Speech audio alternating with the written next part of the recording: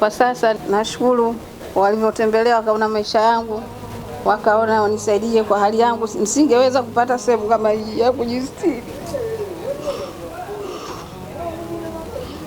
Kwa hiyo nawaombea na wenzangu, Mwenyezi Mungu awasimamie, awape moyo, awape nguvu wa kuwatembelea wale kwa dhaifu kama mimi, waweze kuwasaidia. Assalamu alaikum warahmatullahi wabarakatuh. Leo taasisi yenu ya Khidmatul Umma chini ya uongozi wa kiongozi wetu mwenyekiti Sheikh Arif Suria, leo tumefika kwa mama yetu hapa Mariam na tumemkabidhi rasmi hiki choo cha kisasa. Hiki choo kina sifa kubwa sana. Kwanza ina chemba kubwa, alafu pia ni choo iliyokuwa ipo kamili.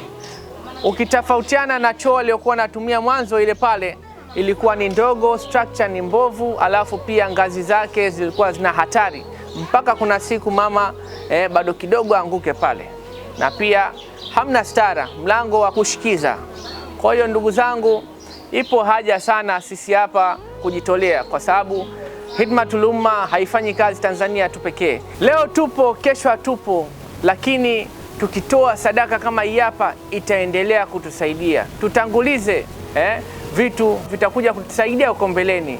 Turudishe kile tulichokuwa tunacho kwa jamii, kama hawa kina mama waliokuwa wahitaji, na kuna kundi nyingi sana zilizokuwa wahitaji. Ndugu zangu, kwa mwongozo wa Sheikh Arif Suria, mwenyekiti wetu wa Khidmatul Umma, sisi hapa tunasonga mbele.